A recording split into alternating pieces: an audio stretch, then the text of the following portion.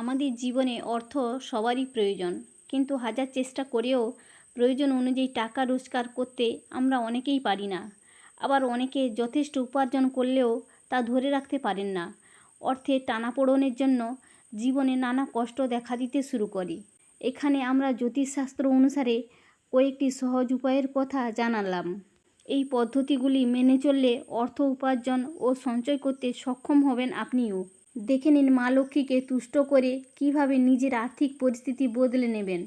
নমস্কার বন্ধুগণ, জয় মা দুর্গা চ্যানেলে আপনাদের সকলকে স্বাগত জানাই।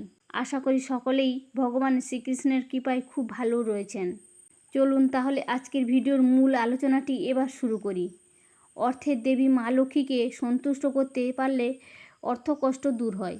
হিন্দু ধর্ম অনুসারে দেবী লক্ষ্মী হলেন সম্পদ ও সমৃদ্ধির দেবী। তাই মা লক্ষ্মী খুশি হলে আপনার জীবনে টাকার অভাব হবে না। মা লক্ষ্মীকে তুষ্ট করতে প্রতিদিন তাঁকে লাল ফুল দিয়ে পুজো করুন, কিন্তু মনে রাখবেন ভুল করেও জবা ফুল দেবেন না। সকালে স্নান সেরে মা লক্ষ্মীর পায়ে লাল ফুল নিবেদন করুন। এর পাশাপাশি দুধ দিয়ে তৈরি মিষ্টি প্রসাদ হিসেবে দিন। মনে করা হয় এর ফলে আপনার সব আর্থিক কষ্ট মিটে যাবে। হনুমানজির কৃপায় সমস্ত অর্থনৈতিক সমস্যার সমাধান হয়। বজরংবলী হলেন সর্বসংকট মোচন।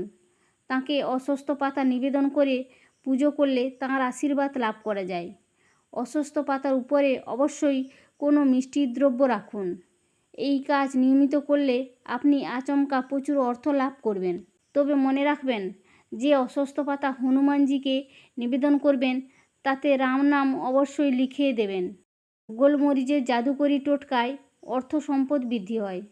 আর্থিক সমস্যা যদি আপনার পিছু না ছাড়ে, তাহলে প্রতিদিন 5টি কালো মরিচের দানা নিজের মাথায় ঠেকিয়ে 4টি কালো মরিচ পূর্ব, পশ্চিম, উত্তর, দক্ষিণ এই 4 দিকে ছুঁড়ে দিন।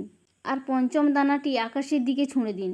মনে করা হয় এর ফলে আপনার জীবনের সবথেকে বড় আর্থিক সমস্যাও দূর হয়ে যাবে। এই টোটকাটি করার সময় যেন আপনাকে কেউ না দেখে। এই টোটকার ফলে আপনার সম্পদের পরিমাণও বাড়বে। ধনী হওয়ার মোক্ষম উপায় হলো কনকধারা স্তোত্র।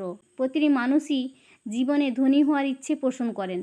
আপনিও যদি ধনী হওয়ার স্বপ্ন দেখেন, তাহলে নিয়মিত কনকধারা স্তোত্র পাঠ করুন। এই স্তোত্র পাঠ করলে আর্থিক উন্নতি লাভ করা সম্ভব।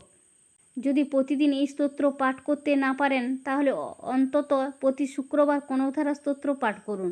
মনের পূর্ণ ভক্তি সহকারে এই স্তোত্র পাঠ করলে সব আর্থিক সমস্যা থেকে মুক্তি পাবেন। বিশ্বাস ও ভক্তি সহকারে এই উপায়গুলি নিজের জীবনে প্রয়োগ করুন। কিছুদিন করার পরই তার সুফল আপনারা বুঝতে পারবেন। আজ তাহলে আসি। ভিডিওটি সম্পূর্ণ দেখার জন্য ধন্যবাদ।